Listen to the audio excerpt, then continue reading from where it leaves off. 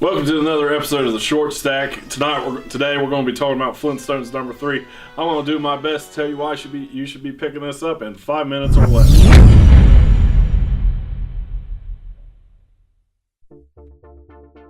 Alright, here we go, guys. I'm going to talk to you about Flintstones number 3.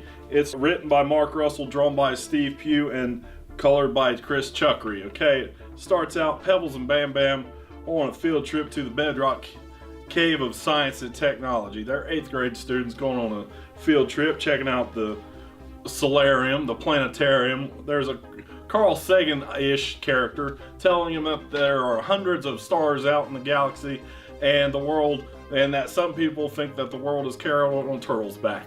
Well, Carl Sagan, the Carl Sagan guy being the Carl Sagan guy he is, doesn't think that's the case. So he decides he's going to stick a monkey in a rocket, drop a brontosaurus, and launch it out into space. Well, they succeed, and it brings the attention of some aliens. Some green aliens, which got my head thinking, being a Flintstones fan, hey, that's kind of familiar. Wonder where this is going. So there's a newsreel. The aliens land down on Earth. Slate comes and greets him. He says, I'm the most wealthy guy around here, so if you need anybody to be your puppet government, I'm your man. The aliens look at him and say, well, this was a mistake. We'll just check this off on our planet list and take off. And that's what they do. They leave the planet.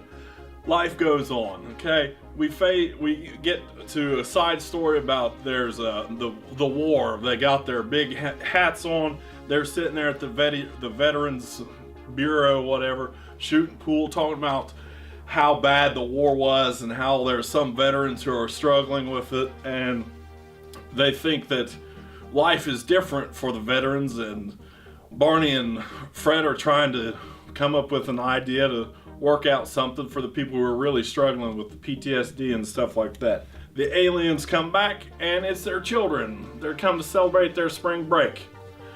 And so Fred and Barney they gear up, they get all their veterans in to start fighting the aliens off, and they're the teenagers. They've got fancy little phones who can vaporize all their buddies, and so they try to work together. Pebbles and Bam Bam meet up with Carl Sagan, or the Carl Sagan look-alike, sorry, and they come up with an idea to get these rowdy, rambunctious alien teenagers off their planet, and it has to do with calling their parents.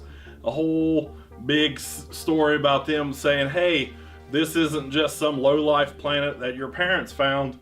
People live here and have a life. So there's a spoiler at the end, which I kind of alluded to at the beginning, but if you're a fan of the Flintstones, fan of the old Hanna-Barbera days, the last issue ended up with Fred finding Dino, so we got a whole story for that. This issue 3 has a similar ending. I'm not going to spoil it, but I really think you need to go pick this up. If you're a fan of the old cartoons, you'll really enjoy these. That's my 2 cents, or my $3.99, so I think you should go pick this up. Remember, if you like what we're doing here at the Weekly Stack, the Short Stack, go to comicplunder.com. So here on YouTube, subscribe and like, leave a comment below. Tell us you like what we're doing and we can keep it up.